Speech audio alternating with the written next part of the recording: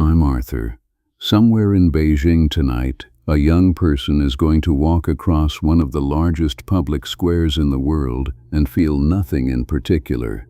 As far as they have ever been taught, nothing ever happened there. Show them the most famous photograph ever taken in their own capital. A lone man in a white shirt standing in front of a line of tanks, and there is a real chance they will not know what they are looking at. Not because they are foolish, because a great deal of money and effort and power has been spent for more than 3 decades making sure they never find out. That is the part that has held on to me. Not only that something terrible happened, but that afterward one of the most powerful governments on earth set out to do something almost stranger than the killing itself. It set out to make an entire nation, well over 1 billion people, grow up unsure the thing was ever real. Tonight I want to walk the whole of it with you, slowly, from the beginning.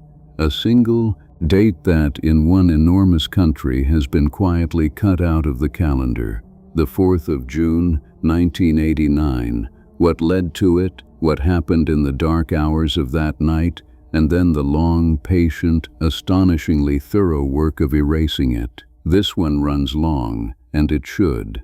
Let us begin a few years before the tanks, in a country that was, for once, daring to hope. Start with the date, because the date is where the strangeness lives. In most of the world, the 4th of June is nothing, an ordinary square on the calendar. In China, it is the most carefully managed day of the year. Every spring, as it approaches, the country's vast machinery of censorship quietly tightens. Search terms stop working. Certain numbers, written in certain orders, return no results. For a window of days, even the little candle symbol people use to mourn can vanish from the largest social networks in the country. And then the day passes, and the machinery loosens again, and the silence settles back over the thing it is built to cover. What it covers is this. In the spring of 1989, the people of China, led at first by their students and then joined by what felt like everyone, rose up in one of the largest spontaneous movements for political reform the communist world had ever seen. For 7 weeks they filled the streets of Beijing and the squares of hundreds of other cities. They were not trying to overthrow the country. Most of them were trying to make it better, to ask their own government for honesty, for a voice, for an end to the corruption that was eating the promise of a decade of reform. And in the first hours of the 4th of June, the government answered them with the army. How many people died that night has never been settled, and we will sit with that question honestly when we reach it, because the not knowing is itself part of the story. But the larger thing, the thing that earns the title of this film, came after. The government did not simply suppress the protest. It set out to make the protest disappear from memory altogether, to raise a generation that would never be told, to make 1 billion people unsure whether the most documented event in their modern history had happened at all. That is a strange and difficult thing to attempt. It is even stranger that it has in large part worked, and to understand how a country arrives at the point of firing on its own children in the heart of its own capital, and then spends the next 30 years pretending it did not. You have to understand the hope that came first, because 1989 did not begin in despair. It began in something closer to optimism. So that is where we start. To understand the spring of 1989, you have to understand how much China had already changed in the 10 years before it, and how fast, and how unevenly. Because the people who poured into the streets that spring were not the broken survivors of famine and terror their parents had been. They were the children of a country that had just spent a decade waking up. Maunbri Vardendimes go back to the end of the 1970s. Mao Zedong, who had ruled China for more than a quarter of a century, died in 1976. He left behind a nation exhausted by his experiments. The Great Leap Forward, his attempt to industrialize overnight at the close of the 1950s, had produced the deadliest famine in recorded human history, a catastrophe that killed tens of millions of people, though that, too, was a number the government preferred not to count out loud. Then came the Cultural Revolution, a decade in which Mao turned the young against the old, the students against the teachers, neighbor against neighbor, until the country nearly tore itself apart. By the time he died, China was poor, isolated, and bone-tired of upheaval. Out of that exhaustion rose a small, blunt, determined man named Deng Xiaoping. He had been purged twice under Mao, sent to labor in a tractor factory, his son thrown from a window during the Cultural Revolution and left paralyzed. He had every reason to hate what ideology untethered from results had done to his country. And when he maneuvered his way to the top of the Communist Party at the end of the 1970s, he set China on a road no communist state had truly walked before. He called it reform and opening up. In plainer words, he began, carefully and without ever quite saying so, to let capitalism back in. The results, in the cities especially, were astonishing. Farmers were allowed to sell their surplus instead of handing all of it to the state, and food flooded back into the markets. Small private businesses, illegal for a generation, sprang up on every corner. Foreign companies were invited into special economic zones along the coast. The dull gray uniformity of the Mao years began to give way to color, to commerce, to ambition. For the first time in living memory, an ordinary Chinese family could imagine that next year might be materially better than this one. A whole generation of young people grew up inside that rising curve, and it shaped them.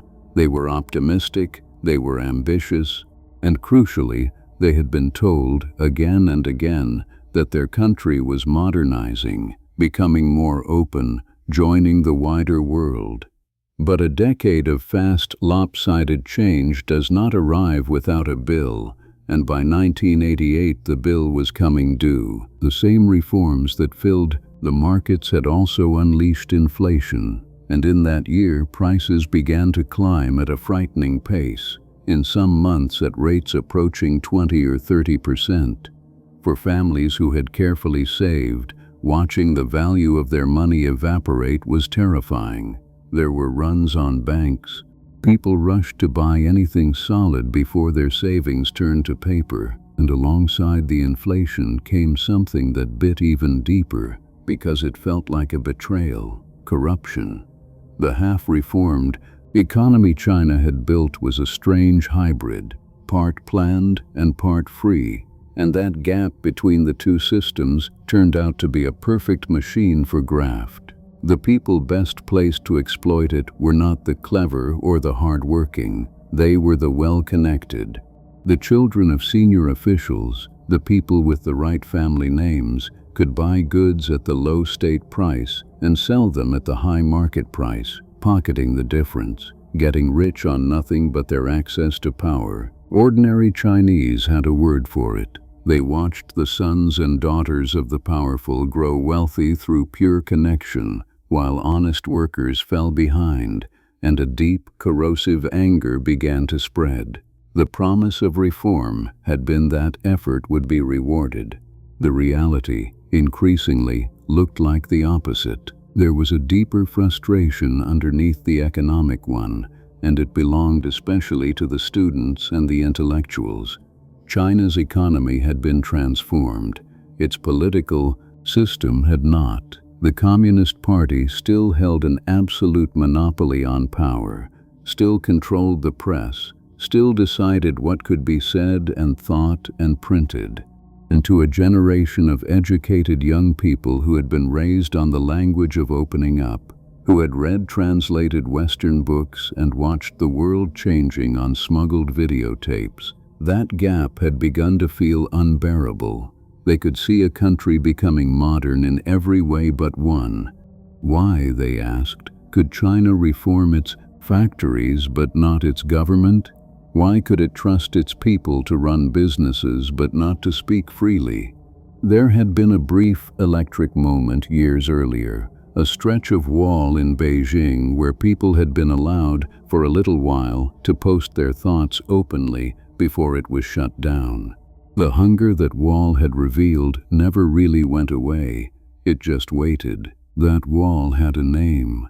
They called it the Democracy Wall, and it had appeared at the very end of the 1970s when, for one brief season, ordinary people in Beijing were allowed to paste their hopes and their grievances onto a long brick wall in the city.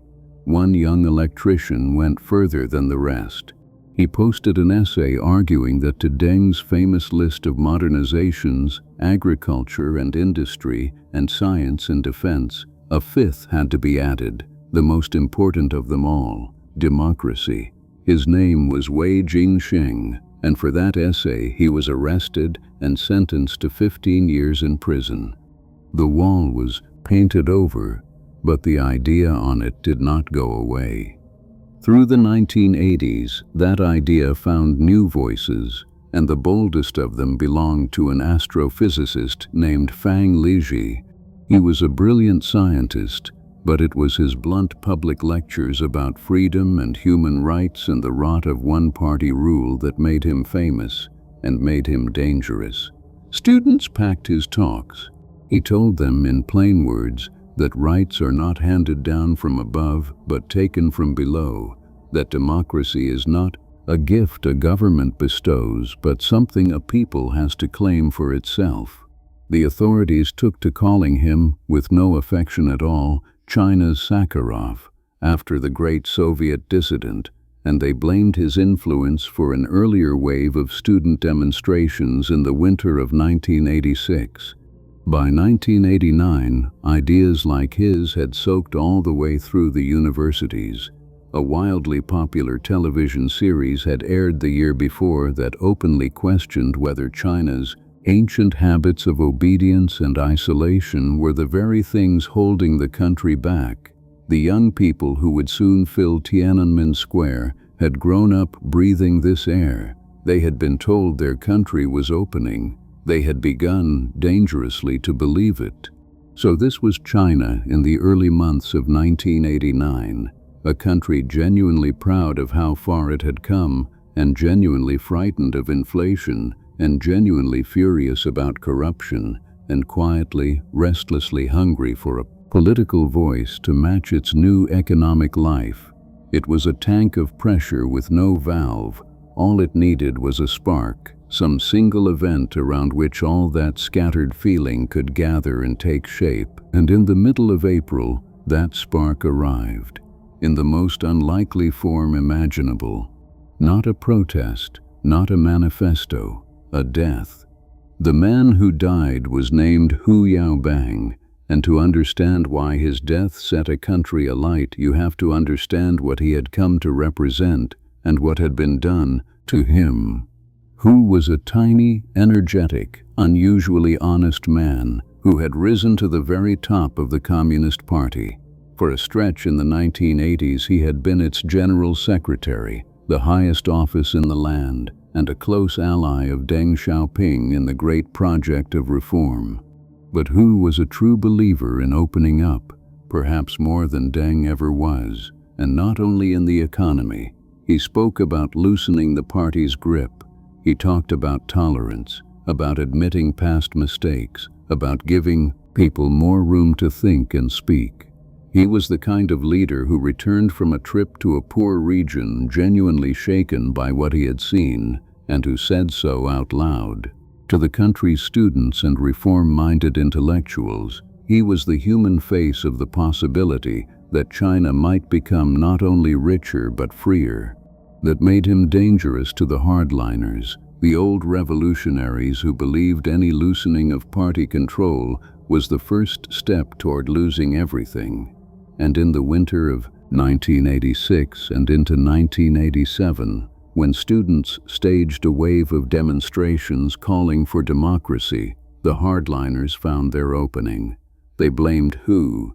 They said his softness, his tolerance, had encouraged the unrest.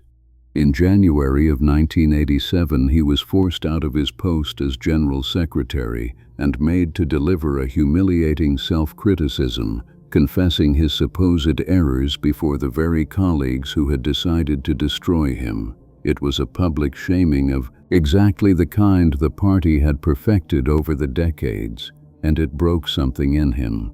He kept a seat on the party's inner council, but he was a diminished man, pushed to the margins, a reformer punished for reforming. So when news broke that Hu Yaobang had died, it did not land as the death of an old official. It landed as the death of the man who had been right and had been wronged. On the 8th of April, 1989, while sitting in a meeting of the party leadership, Hu suffered a massive heart attack. By some accounts, he collapsed in the middle of arguing, fittingly, for more spending on education. He lingered for a week, and on the 15th of April, 1989, at the age of 73, he died. The reaction was almost immediate, and it revealed how much feeling had been waiting for somewhere to go. Within hours, students at Beijing's universities began putting up small shrines and wreaths and handwritten posters mourning him. But the mourning was never only mourning, and everyone understood that, on both sides. To grieve Hu Yaobang in public was to make a political statement that could not easily be banned, because how do you forbid people from honoring a dead leader of your own party? It was protest wearing the safest possible disguise. The wreaths praised his honesty, and the praise of his honesty was an accusation against everyone still in power who lacked it. The posters mourned the reformer, and the mourning of the reformer was a demand for the reforms. Over the next several days, the shrines grew, and the crowds with them. Students began marching from the universities in the northwest of Beijing toward the center of the city, toward the vast stone expanse of Tiananmen Square, the symbolic heart of the nation, the place where Mao had proclaimed the People's Republic 40 years before. They laid wreaths at the monument to the people's heroes, the great obelisk at the square's center. They gave speeches. The crowds swelled from thousands into tens of thousands, and the tone began, carefully, to broaden. Mixed in among the tributes to Hu were the other things, the real things, calls to fight corruption, calls for democracy, calls for the freedom of the press. It is worth pausing on how careful the students were in those first days, because their caution tells you how real the danger was. They knew their history. They knew what had happened again and again across the decades to people who challenged the party too openly. So they wrapped their demands in mourning, and they kept their slogans inside the bounds of the system, praising the Constitution, praising the party's own stated ideals, asking only that the leadership live up to the promises it had already made. They were not naive children. They were threading a needle, trying to push for real change without handing the hardliners the excuse they needed to crush them. And for a few weeks, that careful balance held. The marches grew larger and stayed peaceful. The city watched, and then slowly began to take the students' side. Ordinary people standing along the routes started to applaud as the columns passed, then to join them. Something was shifting in Beijing that spring, and everyone could feel it, in the leadership compound as much as on the street. The defining moment of those early days came on the 22nd of April, the day of Hu's official state funeral, held in the Great Hall of the People, the immense government building that runs along the western edge of Tiananmen Square. The authorities had announced the square would be closed for the ceremony. The students answered by occupying it the night before. By morning, something like 100,000 of them filled the square, sitting in disciplined ranks just outside the hall where the leadership was mourning Hu in private. And then came an image that would harden into legend. 3 student representatives climbed the steps of the Great Hall carrying a petition, a scroll of their demands, and knelt there on the stone, holding the document above their heads in the traditional posture of a subject begging an audience with the emperor. They knelt for a long time. They asked for a senior leader, for Premier Li Peng, to come out and simply receive their petition, and no one came. It is hard to overstate how badly that single non-event damaged the government in the eyes of the young. The students had chosen the most respectful, most traditional, most humble gesture available to them, had quite literally gone down on their knees, and the men inside had not even troubled to send someone out to take the paper from their hands. The humiliation curdled into fury. If kneeling and begging earned nothing but a closed door, then kneeling and begging were finished. The movement that walked away from the Great Hall that day was angrier and more certain and very much larger than the one that had arrived. The mourning was over. Something else had begun. What grew in Tiananmen Square over the following weeks was unlike anything the People's Republic had ever seen. And to grasp why it frightened the leadership so deeply, you have to understand that it was not only a protest. It was the spontaneous birth of something the party could not tolerate in any form: self-organization. People governing themselves, outside the party's control, in the symbolic center of the party's own capital. The students built institutions almost overnight. They formed an independent union, the Beijing Students' Autonomous Federation, with elected representatives from the different universities. That word, autonomous, was the heart of the threat. In a one-party state, every organization, every union, every association exists under the umbrella of the party. An autonomous body, one that owed the party nothing and answered to it not at all, was by its very existence a challenge to the entire order of things. The students set up their own command structures, their own marshals to keep order, their own systems for passing messages and food and information through the growing camp in the square. They printed bulletins, they ran loudspeakers. In the heart of the most controlled society on earth, a small, chaotic, genuine democracy had assembled itself on the paving stones. To walk into the square in those weeks, the people who were there remembered, was to walk into something that felt less like a protest than like a festival of a freedom no one had ever been allowed to taste. There were tents donated by supporters, and makeshift clinics, and stations handing out food and water that the citizens of Beijing kept quietly replenishing. Students arrived by train from universities in far provinces, sleeping wherever they could, just to be part of it. Loudspeakers carried speeches and announcements across the vast open space day and night. Bands of volunteer marshals linked arms to keep order and to leave lanes clear for ambulances. There were strangers standing in the open debating politics out loud, with no one stopping them, an experience so utterly new that people described it as intoxicating, as though they had been holding their breath their whole lives and had suddenly been allowed to fill their lungs. For a few weeks, on the most tightly policed patch of ground in the entire country, the young people of China built a small, imperfect, exhilarating model of the open society they were asking for.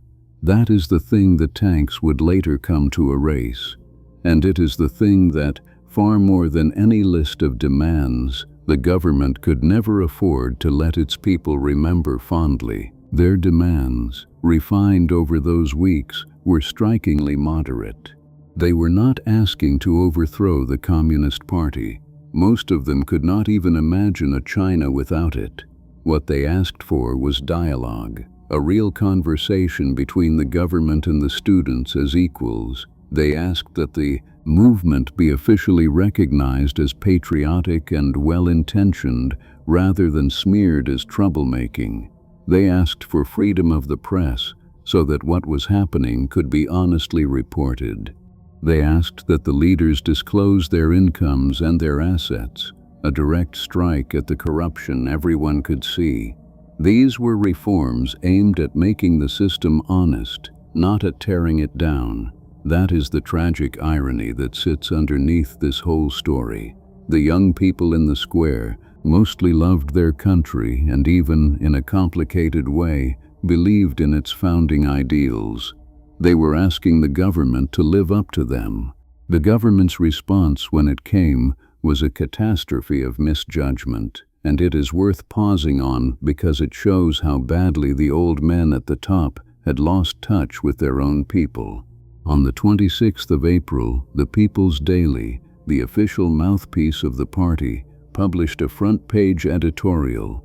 Its language had been shaped at the very top, reflecting the views of Deng Xiaoping himself, and it was uncompromising. It branded the entire movement as turmoil, a deliberate plot by a small handful of bad elements to throw the country into chaos and tear down the Communist Party.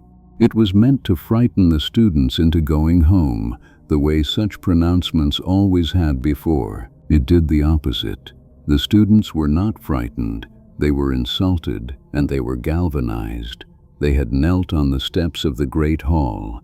They had kept their protest peaceful and disciplined and patriotic, and their own government had just called them enemies of the nation in its largest newspaper.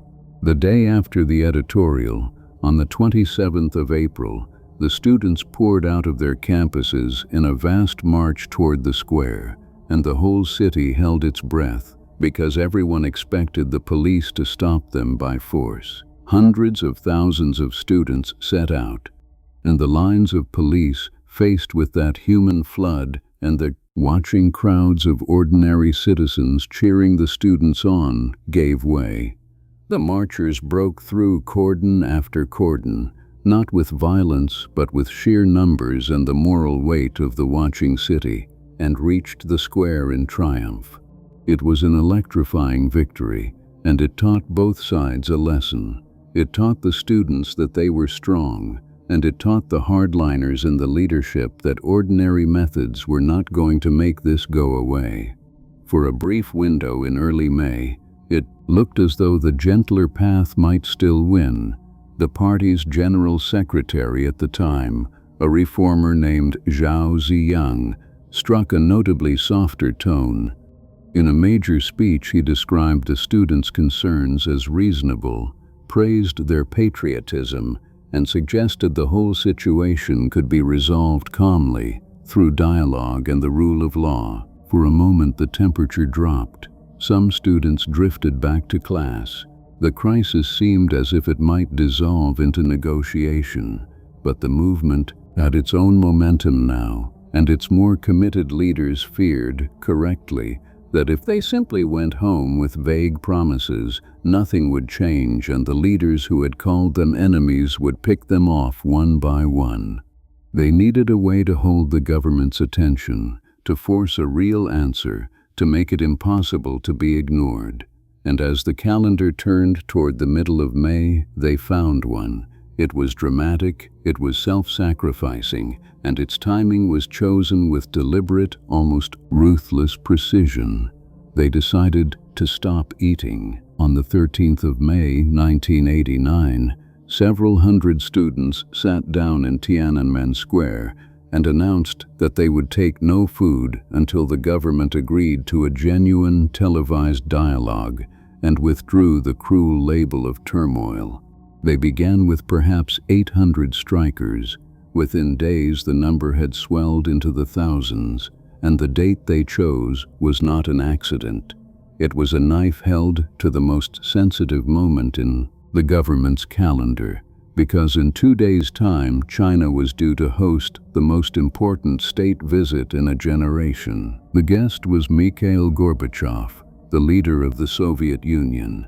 His arrival on the 15th of May was meant to be the crowning diplomatic triumph of Deng Xiaoping's career. For nearly 30 years, since the bitter ideological split of the early 1960s, the two great communist powers had been estranged, at times so hostile that they had fought along their shared border. Now, at last, the rift was to be healed, the two giants reconciled, with Deng as the elder statesman presiding over the reconciliation. The whole choreography of the visit was designed to show the world a confident, stable, powerful China. And the centerpiece, the grand official welcome, was to be staged in Tiananmen Square. But the square was full of students, and the students were not leaving. The government faced an impossible choice. It could not clear the square by force. With the entire international press corps in town for the summit, thousands of foreign journalists with cameras already pointed at Beijing. So it did the only thing it could. It moved the welcome ceremony for the leader of the Soviet Union to the airport.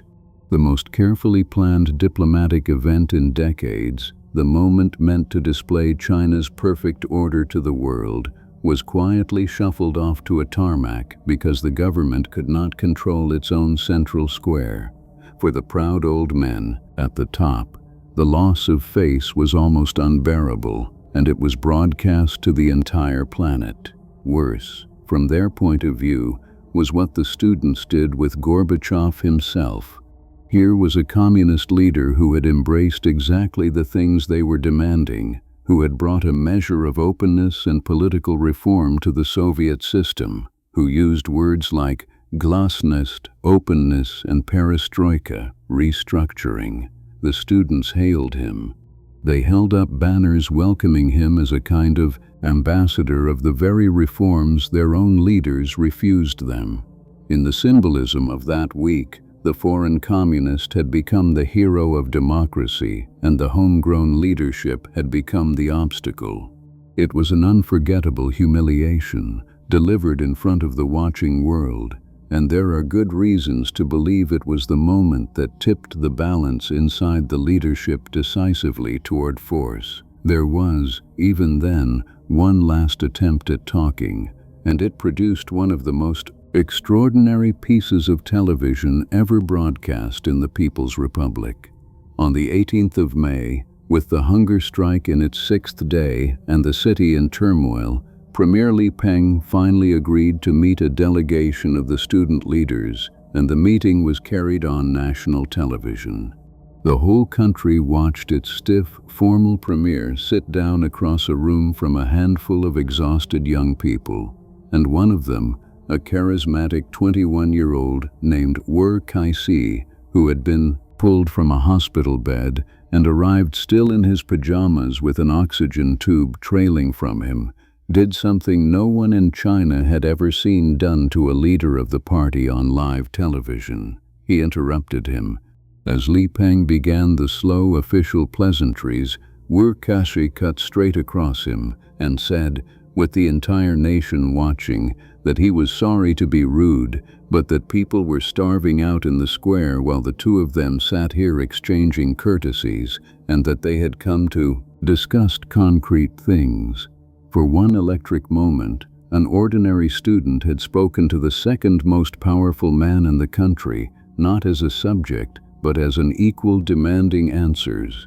The meeting settled nothing, but the image of it, 1,000 years of hierarchy turned upside down on the evening news, frightened the old men at the top more than any banner in the square ever had. And yet, set against all of that political calculation, the human reality of the hunger strike was something genuinely moving, and for a few days it transformed the city. These were not hardened revolutionaries. They were the country's brightest young people, the ones who had tested into its best universities, the hope of 1,000 families, and they were lying on the stone in the May heat, growing weaker by the hour, willing to risk their lives to be heard. Something in that broke the city of Beijing wide open. Ordinary people who had watched from the sidelines could not bear to watch their children starve.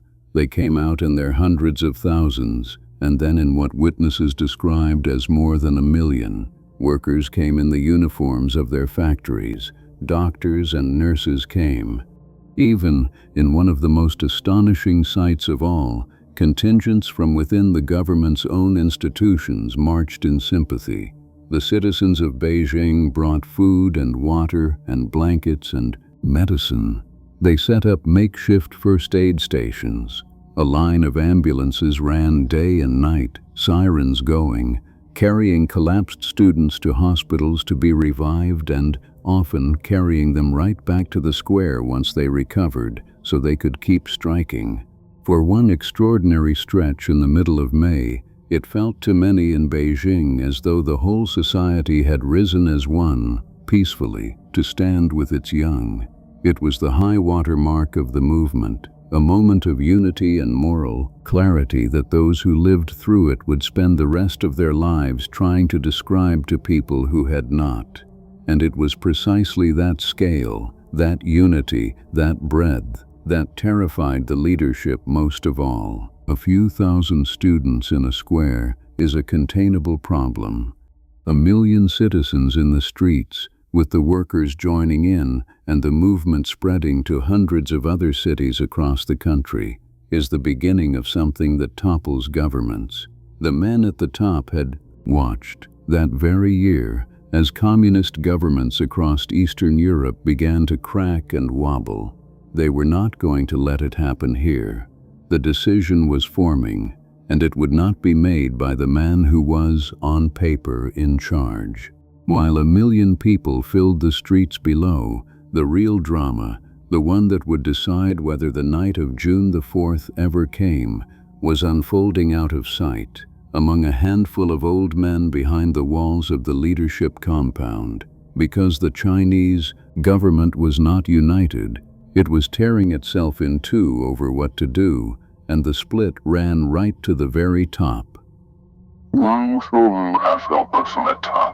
On one side stood the reformers, led by the General Secretary Zhao Ziyang, the same man who had struck the conciliatory tone in early May. Zhao believed the movement was fundamentally patriotic, that it could be resolved through dialogue and modest political reform, and that turning the army loose on students would be a moral catastrophe and a historic mistake that would stain China for generations. On the other side stood the hardliners, whose most visible figure was the premier, Li Peng, a stiff, cautious apparatchik who saw the protests as a mortal threat to the Communist Party's survival, a contagion that had to be cut out before it spread further. The two sides were deadlocked, and in a deadlock the decision fell to the one man whose authority no one could overrule. Deng Xiaoping held no grand official title in those years. He was, on paper, semi-retired, but everyone in China understood that Deng was the paramount leader, the final word, the man whose say settled all arguments. And Deng had made up his mind. To him, the choice was not really about the students at all. It was about power and about survival. He had given his life to the Communist Party. He had watched ideology nearly destroy China under Mao and had pulled the country back toward sanity and prosperity. And he was not prepared to gamble all of it, the stability, the reforms, the party's monopoly on power, on the hope that a movement of this size would simply talk itself out. He had seen what was happening to the communist world beyond China's borders. All across Eastern Europe, the Soviet Empire that had looked permanent for 40 years was beginning to crack and crumble. In Poland, an independent workers' movement had forced the communist government to the bargaining table and toward free elections. The old certainties were dissolving everywhere at once, and to a man like Deng, it did not look like liberation. It looked like states losing their grip and tumbling into chaos. He had decided, somewhere deep down, that whatever else happened, that would not be China's fate. The party would hold at any price. He chose order. He chose the army. Once Deng had sided with the hardliners, Zhao Ziyang was finished, and he seems to have known it. He refused to put his name to the decision to use force. He offered at one point to resign rather than carry it out. And then, in the pre-dawn dark of the 19th of May, he did something no senior Chinese leader had done before, and none would do again. He went down to the square, to the students themselves. Gaunt and visibly exhausted, he walked among the hunger strikers in the gray early light, and he picked up a bullhorn, and with tears in his eyes he spoke to them. Beside him stood a younger aide, the chief of his office, a man named Wen Jiabao, who would survive the coming purge and go on, years later, to become the premier of China. Zhao's words that morning have echoed ever since. "We have come too late," he told them. "We are sorry." He did not make threats. He did not issue orders. He spoke almost like a man saying goodbye, which is what he was doing. He urged them gently to think of their health, to end the hunger strike, to not let things reach a point from which there was no return. "You are still young," he said. "There will be many days yet to come." It was the plea of a man who could see exactly what was coming and knew he no longer had the power to stop it. When he set down the bullhorn and walked away from the square that morning, Zhao Ziyang walked out of public life forever. He would never appear before the Chinese people again. A few hours later, the machinery of force began to turn. In the early hours of the 20th of May, the Premier Li Peng went on television, his face hard, and formally declared martial law over much of Beijing. Troops were ordered into the capital to clear the streets and the square and restore the authority of the state. And then came the moment that, more than any other, reveals what the people of Beijing had become that spring, and why the leadership would ultimately reach for such overwhelming violence. Because when the army first tried to enter the city, the people stopped it, not with weapons, with their bodies and their words and their sheer numbers. As the military convoys rolled in from the outskirts, ordinary citizens of Beijing poured into the streets by the hundreds of thousands and simply surrounded them. They blocked the intersections. They stood in front of the trucks.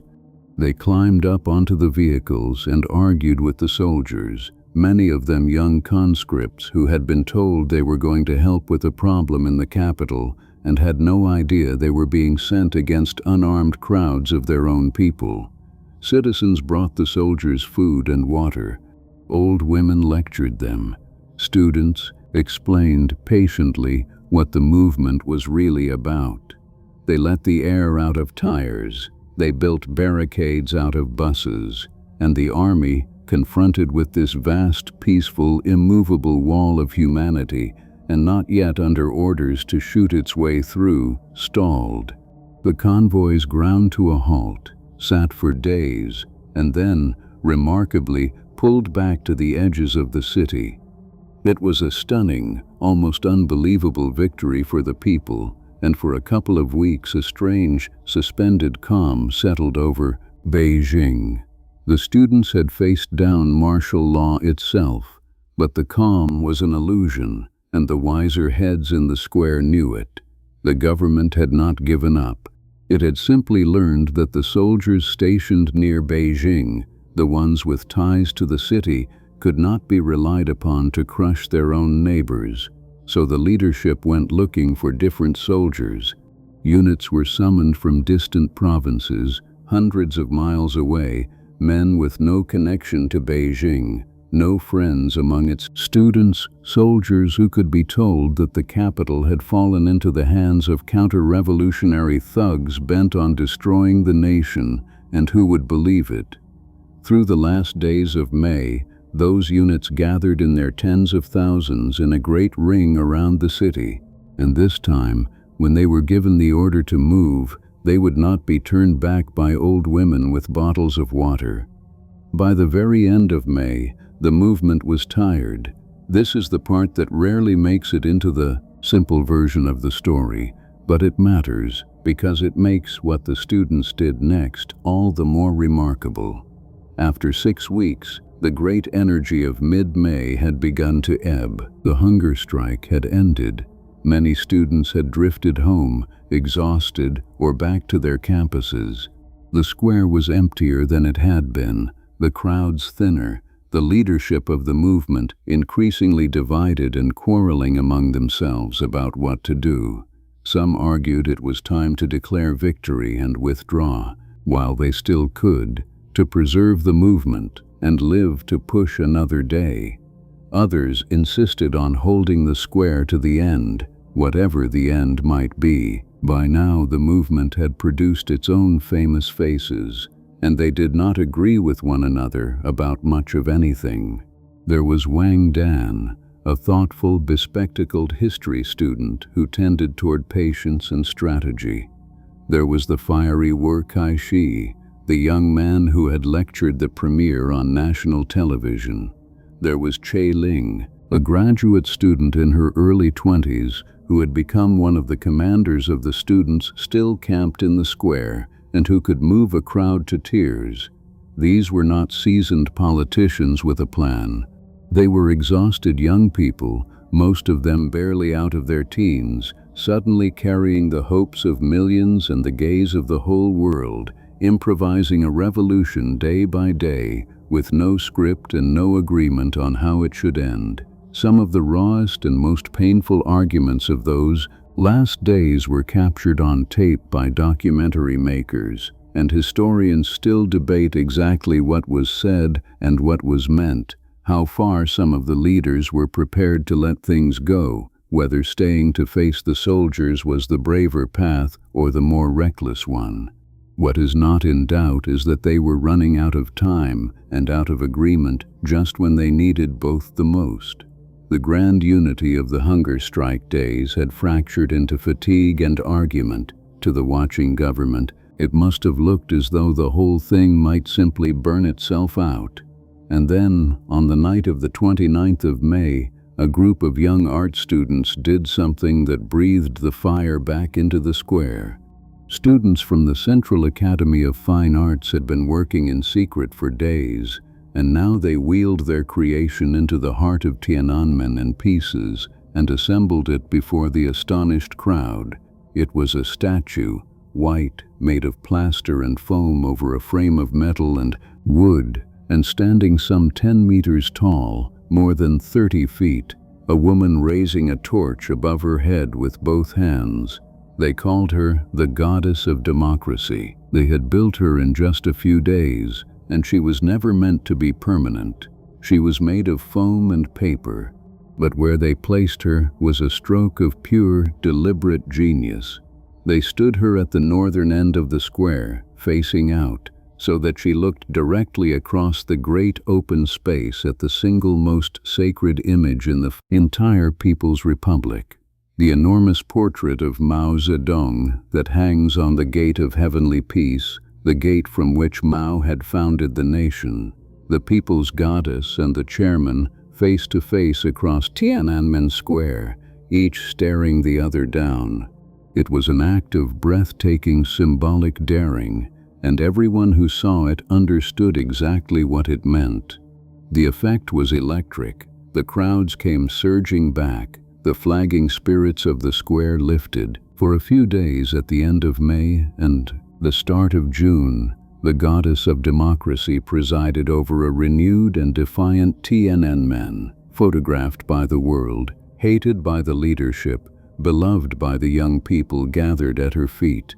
She was fragile and temporary and a little crude, thrown together out of nothing in a matter of days, and she had become, almost instantly, the single most powerful symbol of everything the movement was reaching for. If you have walked with me this far into the night and you would like to be here when the next of these buried stories gets told, the quiet way to make sure of that is simply to follow along with the channel. That is all I will ask of you. Now let us go back to the square, because the calm that the goddess presided over was about to end, and the people standing at her feet did not yet know that the soldiers were already moving. because all the while she stood there with her torch raised, the ring was tightening. Out beyond the edges of the city, in their tens of thousands, the soldiers summoned from the distant provinces were in position. The orders had been given. The hardliners had their reliable troops, their armor, and their live ammunition.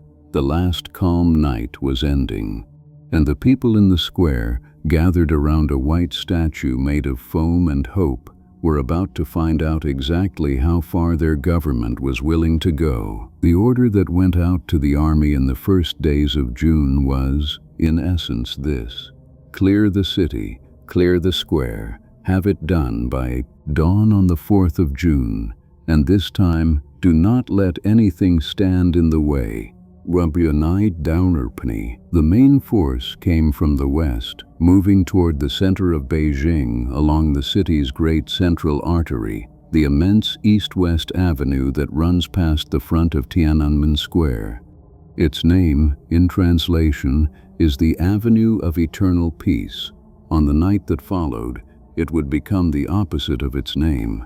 As the columns of troops and armored vehicles began to roll in on the evening of the 3rd of June, the people of Beijing did what they had done 2 weeks before. They came out to stop them. They threw up barricades across the roads, parked buses sideways, gathered in crowds at the major intersections to block the way. They believed, many of them, that they could turn the soldiers back again with their bodies and their arguments, the way they had in May. They did not yet understand that everything had changed. The first shots came in the western parts of the city, well outside the square, in the hours before midnight on the 3rd of June. At first, the crowds did not believe the soldiers were firing live rounds. The bullets seemed unreal. People said to one another that surely these were blanks, surely the army would never really shoot, surely those were rubber bullets meant only to frighten. And then people began to fall, and did not get up, and the disbelief curdled into horror. The worst of it that night happened at a place called Muxidi, a bridge and a cluster of apartment blocks, about 5 kilometers west of the square, along that same avenue. There, a dense crowd of citizens and a barricade of buses, some of them set alight, briefly halted the advance, and there the troops opened fire in earnest, with automatic weapons, into the packed mass of people. Some soldiers fired into the air, others leveled their weapons at the crowd and fired directly. People died on the bridge and in the streets around it, and they died in the apartment buildings that lined the avenue, struck by bullets that came through windows as residents watched from their own homes. By the count, later assembled by the families of the victims, Muxidi was the deadliest single place on that deadliest of nights. It is at Muxidi that I want to introduce you to one person, because the numbers we are going to discuss later can numb you, and the whole point of this telling is to refuse to let that happen. Among the people drawn out into the streets that night was a boy named Zhang Jilian. He was 17 years old. He had turned 17 only a day or so before. His parents, frightened by the sounds carrying across the city, had begged him to stay inside and had physically tried to keep him home. He locked himself in the bathroom, climbed out through the window, and went to join the crowds trying to hold back the army. Somewhere at Muxidi, in the dark, he was shot in the back. He died at 17 years old, one of the first to fall there. Hold his name for now. His mother is going to bring us out of this story at the very end, and what she did with her grief is one of the bravest things in all of it. As the army fought its way eastward toward the square through the night, the violence rolled with it, down the Avenue of Eternal Peace and through the side streets, wherever crowds had gathered to resist. Armored personnel carriers and tanks smashed through the barricades the citizens had built, crushing the buses and bicycles and anything else in the road. Soldiers advanced behind them, firing. The crowds did not simply scatter. In their fury and disbelief, many people surged back toward the soldiers, throwing rocks and bottles and curses, dragging the wounded away, screaming at the troops that they were murdering their own people. In a handful of places, the violence ran both ways, and soldiers, too, were killed by enraged crowds, some of them horribly, a fact the government would later seize upon, and the movement's defenders would long be reluctant to discuss. But the overwhelming weight of the killing ran in one direction, from the men with the rifles into the unarmed people in the streets. The hospitals of Beijing descended into a nightmare that night. The wounded and the dead came in faster than the staff could handle them, carried on commandeered carts and bicycle rickshaws and the backs of strangers, doctors and nurses, many of whom had marched in sympathy with the students only days before, now worked through the dark hours ankle-deep in the consequences. Some hospitals laid the bodies in their bicycle sheds and corridors because the morgues were full.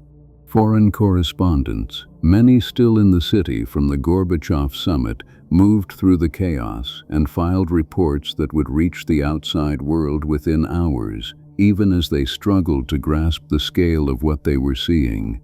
This is part of what made the night so singular in all of history.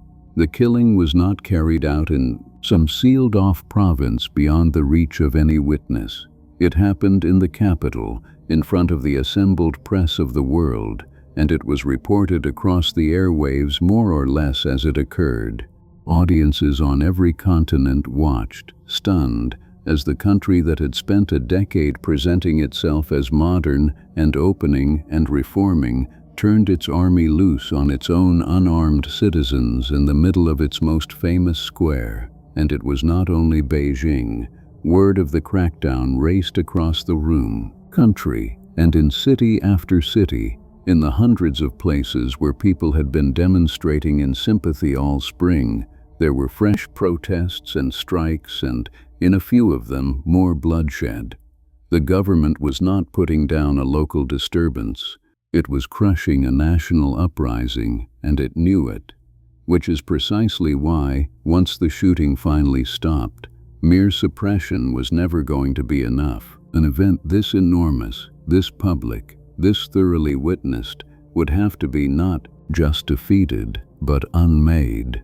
And through all of it, the army kept moving toward its objective, the square itself, where, at the center, beneath the monument to the people's heroes and at the feet of the White Goddess, several thousand students still remained.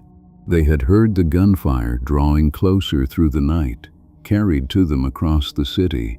They had received the wounded and the news.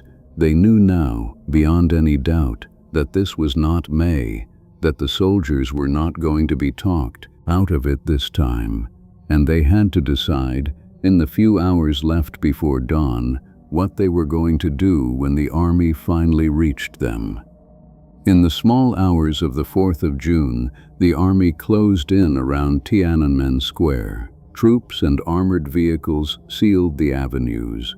Loudspeakers boomed across the open space, ordering the students to leave, warning that the clearance was about to begin. The lights of the square were among the few things still under the students' control, and for a while they kept them burning over the thousands who remained gathered at the monument to the people's heroes, the great obelisk at the center. The students sang. Some wrote what they believed might be their last words to their families. They had heard the killing all night, drawing closer through the city. They understood what was bearing down on them. It is worth slowing right down here in the last hour before the dawn. Because of all the moments in this story, it is the one the survivors have described most often and most carefully. Many of the students genuinely believed they were about to die. Some wrote their names and their home addresses on scraps of paper and pinned them to their clothes so that their bodies could be identified and sent home afterward. Some wrote farewell letters to parents they were certain they would never see again. A few drafted what they called their last wills, there on the cold stone in the dark. And then, together, with the gunfire echoing in from the surrounding streets, thousands of them began to sing. They sang the Internationale, the old anthem of the worldwide communist movement, the very song their own government had taught them in school, now turned back against the men who had sent in the army. Hold that picture for a moment. Several thousand young people sitting in the dark at the foot of a monument, singing the communist anthem directly at the soldiers of a communist state who had come to clear them out at gunpoint. There is no neater image in all of it for the tragedy at the heart of this story. They had not come to tear the system down. Many of them still believed in its finest stated ideals. They were singing the government its own song, and it answered them with tanks.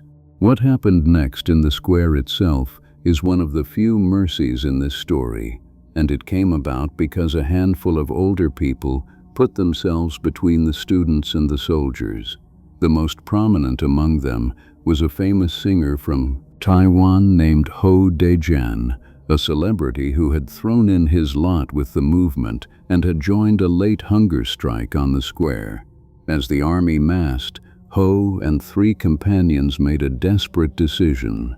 Rather than let several thousand exhausted young people be crushed where they sat, they would try to negotiate. In the dark, sometime after 3 in the morning, they crossed the open ground to the soldiers and asked the commanders for time and for a way out, a corridor through which the students could leave alive. The soldiers agreed to let them go. Hu and the others hurried back to the monument with the offer, and there, in the last hour before the army moved in, the students held one final, agonized democratic argument. Some wanted to stay where they sat, to refuse to move, to meet whatever came. Others argued that to die there, pointlessly, when a way out was open, was not courage but waste, that the movement needed them alive. There was no time for a careful ballot. In the end, they took a kind of voice vote in the dark, the students shouting out their preference, stay or go, and it was judged, though some dispute it to this day, that the voices for leaving were the louder. And so, in the gray first light of the 4th of June, the students of Tiananmen Square rose, many of them weeping, linked their arms together, and filed out of the square in a long column through the corridor the troops had left open, even as the soldiers and the armored vehicles rolled in behind them. The lights went out, and the white goddess of democracy, who had stared down the portrait of Mao for less than a week, was knocked from her base and broken apart as the army took the square. Now I have to be careful with you, the way a good telling of this has to be careful, because here we reach the single most twisted and most exploited fact in the whole story. For decades afterward, defenders of the Chinese government would make a peculiar argument. They would say, almost triumphantly, that no one actually died in Tiananmen Square. And the strange thing is that this claim is, in a narrow and carefully chosen sense, close to what most independent observers came to believe. The evidence suggests that the great mass of the killing did not happen on the paving stones of the square itself, but in the streets and the approaches leading to it, above all out west at Muxidi and along the Avenue of Eternal Peace in the hours before the square was cleared. The students who were still in the square at the end were, by most accounts, allowed to walk out under that negotiated withdrawal. But watch what is being done with that fact, because it is a sleight of hand of real cruelty. To say no one died in the square, and to let people hear that as no one died, is to bury the hundreds, and by many estimates the thousands, who were shot and crushed in the streets of Beijing that night on their way to defend that very square. It is a denial dressed up as a clarification. The killing field was the city, not the plaza at its center. A man like Zhang Jialian, 17 years old, shot in the back at Muxidi, is no less dead because he fell 5 kilometers from the Monument. The geography of the massacre is a real and interesting historical question. It is also, in the wrong hands, a tool for making the dead disappear a second time, which, as we are about to see, is a thing this government has worked at very hard. As for how many died, the honest answer is that we do not know, and that we cannot know, and that the reason we cannot know is itself the heart of this film. So hold the question of the number for just a little longer.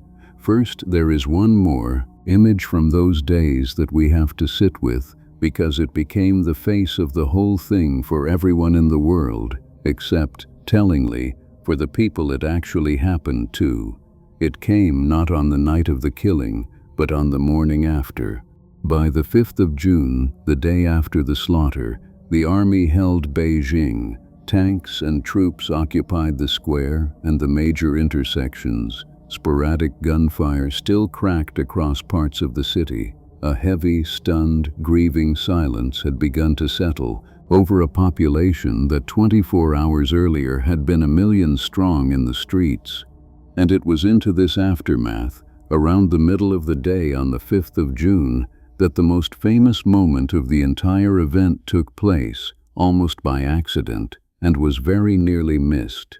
On the Avenue of Eternal Peace, just east of the square, a column of tanks was rumbling away from Tiananmen, and a single man, alone, in dark trousers and a plain white shirt, carrying what looked like an ordinary shopping bag in each hand, walked out into the empty avenue and stood directly in the path of the lead tank.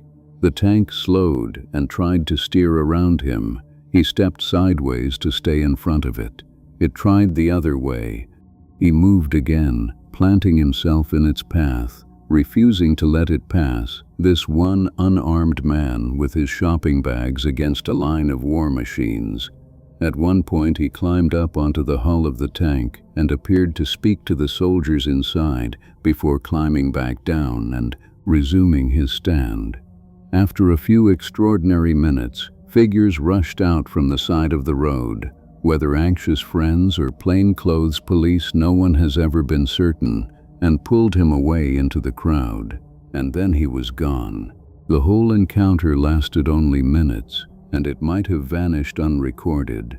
But a few hundred meters away, on the balconies of the Beijing hotel, several foreign photographers had been watching the avenue through long lenses, and they caught it. The most famous frame was taken by an Associated Press photographer named Jeff Widener. Others captured it too, from the same row of balconies, on film and on video. Getting those pictures out of China was itself an act of real nerve, and the story of one of them tells you everything about the days that came next.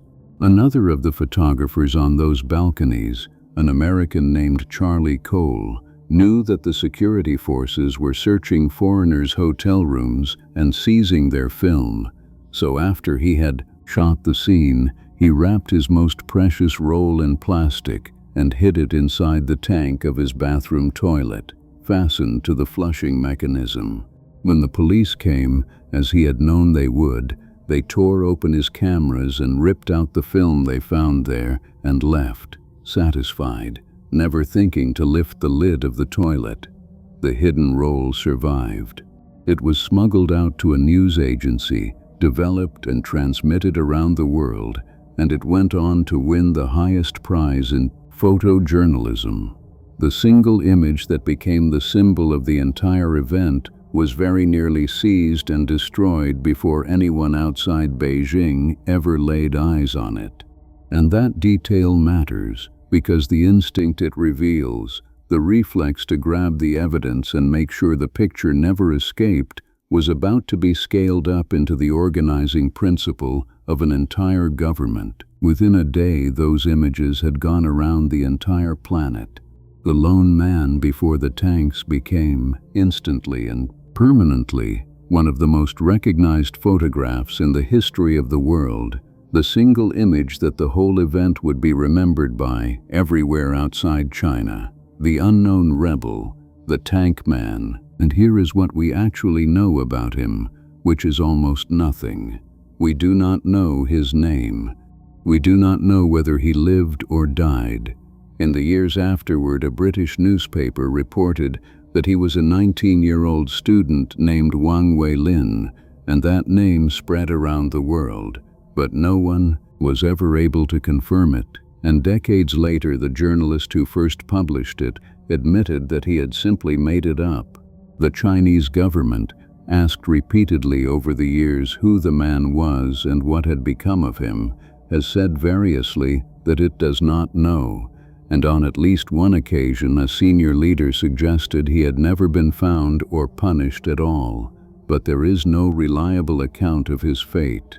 He may have been arrested and executed in the purges that followed. He may have slipped away into the crowd and lived a long and ordinary life under another name, an old man somewhere who has never told anyone what he once did. We will, in all likelihood, never know. And strangely, that emptiness is the source of his power. Because he has no name and no face we can fully see and no known end, he is not really a person anymore. He is everyone. He is the single human being standing in front of the overwhelming force of the state, armed with nothing but the refusal to step aside. That is why the image traveled so far, and why it has lasted, and why it still appears on walls and in textbooks and in the minds of people all over the world who could not tell you a single other fact about China in 1989, with one exception. There is one country where that photograph is not famous, one country where you can show it to a bright young university student in the very city where it was taken and watch them stare at it with no idea what it is. The most reproduced image of modern China is very nearly invisible inside China itself, scrubbed from its internet, missing from its school books, erased so thoroughly that the people it belongs to do not recognize their own capital in it. How a government accomplishes something like that, the deliberate unremembering of a nation, is the last and strangest part of this story, and it is the part that gives this film its name. The first thing a government does after something like this is decide what it was, and the Chinese leadership decided quickly. On the 9th of June, 1989, 5 days after the killing, Deng Xiaoping appeared in public for the first time since the crisis began to address the very generals who had commanded the troops. He praised them. He thanked the army for its service to the nation, and he laid down, in that single speech, the official version of events that the state has defended ever since. There had been no massacre of students. There had been a counter-revolutionary rebellion, a plot by a small handful of bad people, foreign-influenced, bent on overthrowing the Communist Party and plunging China into chaos. The army had put it down. The soldiers were the heroes of the story, and where there were dead, the dead that mattered, were the soldiers killed by rioters. The state would honor them and continue its economic reforms and move on. That was the narrative. It has never officially changed. There is a piece of timing here so bitter that history almost never arranges anything so neatly.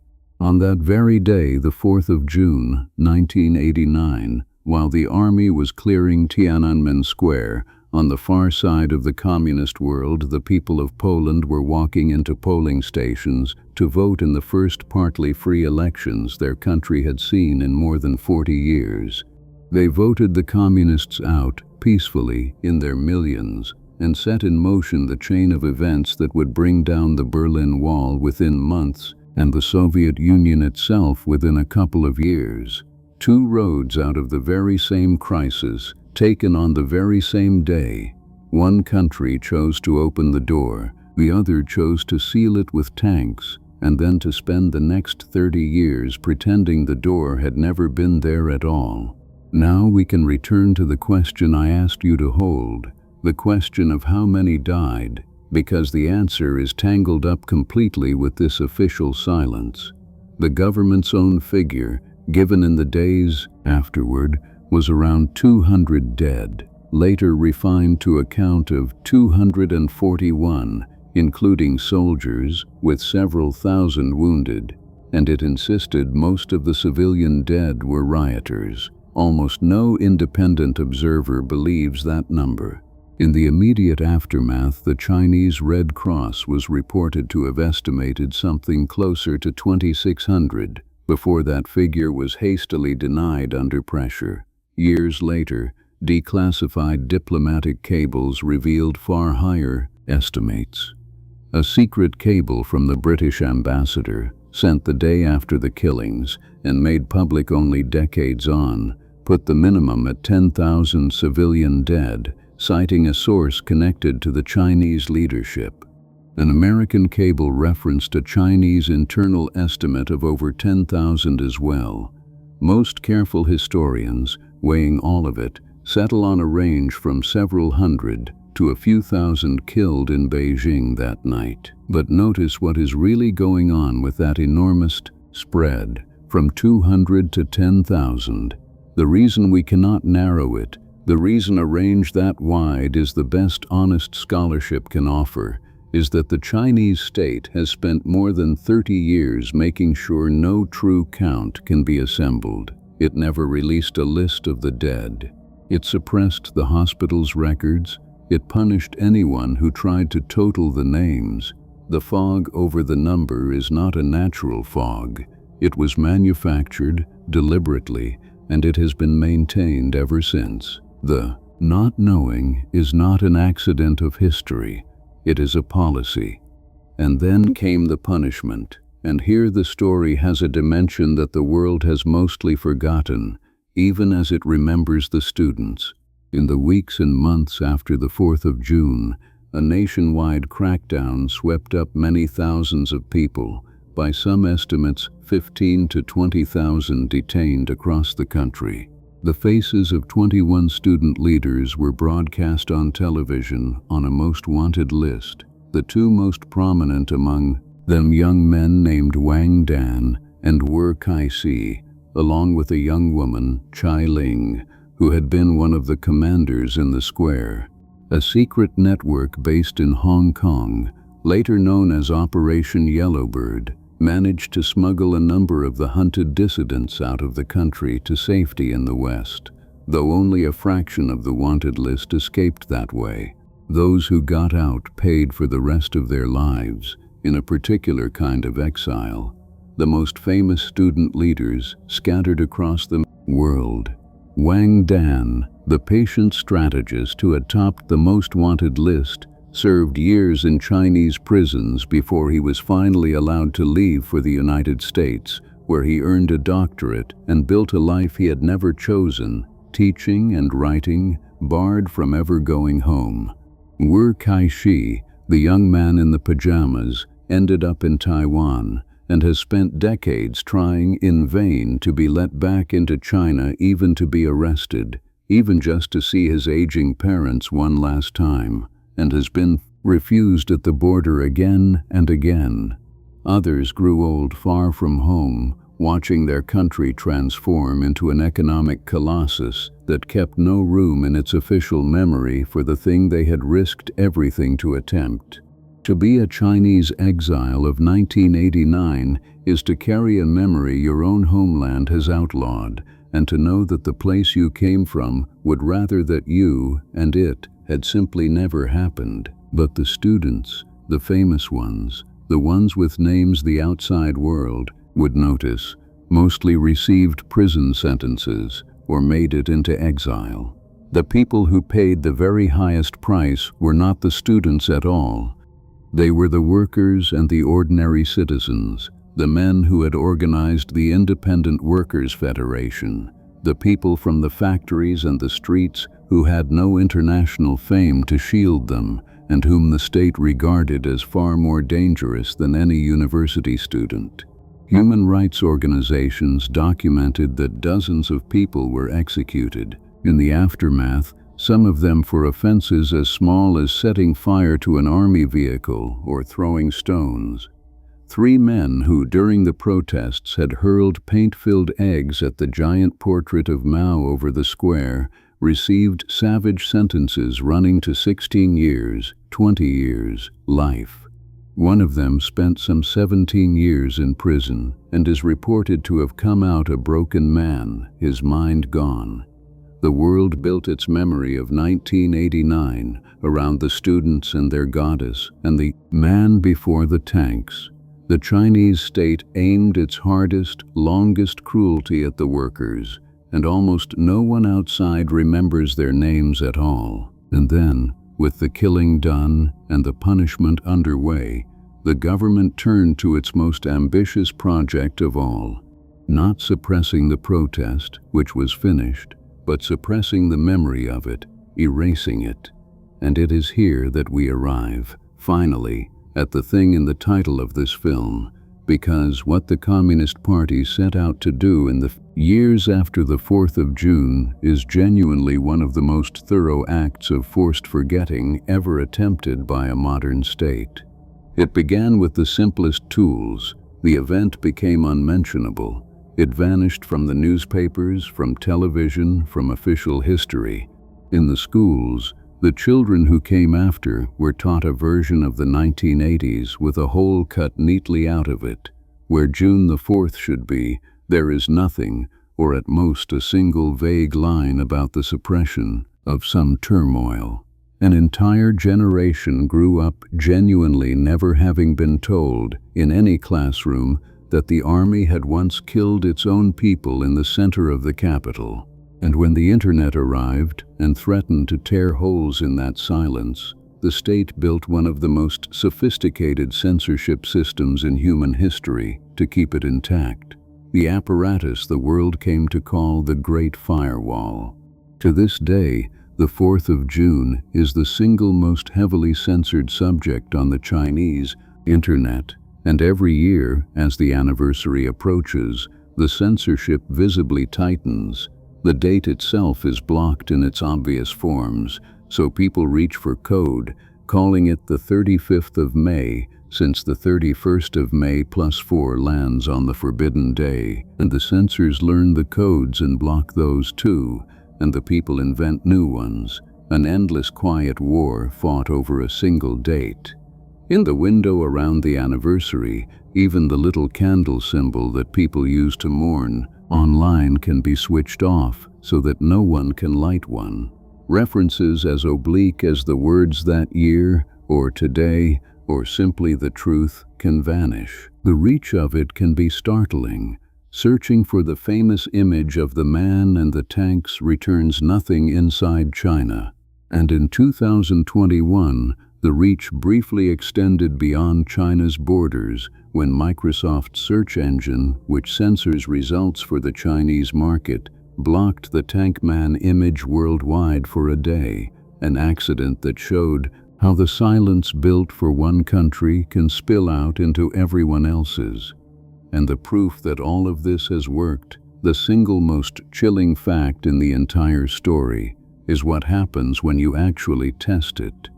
A documentary team once showed the Tank Man photograph, the most famous image of their own country ever taken, to students at 4 of Beijing's top universities, the very campuses that had sent their classmates into the square in 1989. Only a small fraction of them, something like 15 in 100, could identify what it was. Some, recognizing the danger, may have pretended not to know, but many genuinely did not. The unremembering had reached all the way down into the minds of the brightest young people in the country, in the city where it happened, a generation after it happened, and left a blank. What makes that blank so durable is that the state does not have to maintain it alone. Fear finishes the work for it. For decades, parents who had lived through 1989 often chose not to tell their own children what they had seen, because to know was dangerous, and to speak was more dangerous still, and a loving parent in such a system protects a child by keeping them ignorant. Teachers learned not to teach it. Editors learned not to print it. Ordinary people learned to recognize the exact shape of the forbidden and to step around it without ever being told where the lines were. That is the quiet genius and the real horror of the thing. After enough years, it runs by itself. The censor blocks the date, and the citizen, sensing the danger, blocks the very thought, and the silence becomes not only official but internal, woven into the reflexes of a whole society. A subject that is never mentioned, never taught, never printed, and never safely spoken aloud does not even need to be actively denied anymore.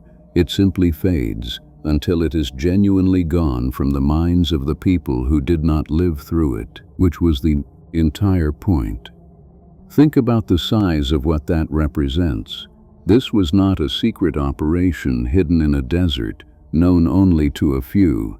This was a public event, witnessed by 1 million people in the heart of the capital, broadcast to the entire world, photographed from hotel balconies, mourned on every continent. And the government took that, an event of that scale and that visibility, and over the course of 30 years very nearly lifted it clean out of the memory of the 1 billion people in whose country it occurred. That is the achievement the title points to, not the massacre, the erasure of the massacre, the closest thing to unhappening a real event that any state has ever managed, but not quite. Because for all its power, for all its patience, there were a few people the silence could not reach, a few it could not make forget. And it is with them, and with what they saved, that I want to leave you. Come back, at the very end, to Muxi D, and to the 17-year-old boy, shot in the back there on the night of the 3rd of June. His name was Zhang Jilian, and his mother was a philosophy professor named Deng Xiaoping. What Deng Xiaoping did with her grief is, to me, the quiet heart of this entire story. She could have been crushed by it, and the state would have preferred that she was. Instead, in the depth of her mourning, she did the single most forbidden thing a person could do in that system. She began to count. She set out to find the other families, the other parents whose children had not come home, one by one, in a country where simply looking for them marked her as an enemy. And she found them, and together these bereaved mothers and fathers formed a group that came to be called the Tiananmen Mothers. Over the years, in defiance of constant surveillance and detention and harassment, they assembled what the government refused to allow to exist, a list, the names, the ages, the stories of the dead, more than 200 of them documented by name, each one a person the state wanted reduced to a rumor. They have asked, for over 30 years now, for nothing more than the right to mourn openly, an honest investigation, and an accounting of the dead. They have been refused every time, but the list exists because they built it. Against the entire weight of a state dedicated to forgetting, a handful of grieving parents kept the closest thing to an honest record that the 4th of June will ever have. For a long time there was one more place where the memory stayed alive on Chinese soil.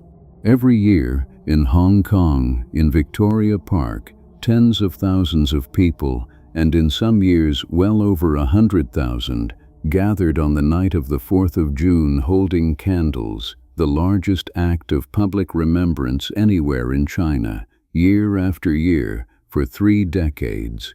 On a university campus there stood a tall, harrowing sculpture of twisted, anguished bodies, called the Pillar of Shame, raised to the memory of the dead. For 30 years, that candlelit park was the one window through which a piece of China could look directly at what had happened and refuse to look away. And then, after 2019, the window closed, the vigil was banned. The organization that had held it for a generation was forced to disband, and its leaders were jailed. And just before Christmas of 2021, in the dark of night, workers removed the Pillar of Shame from the campus and carried it away.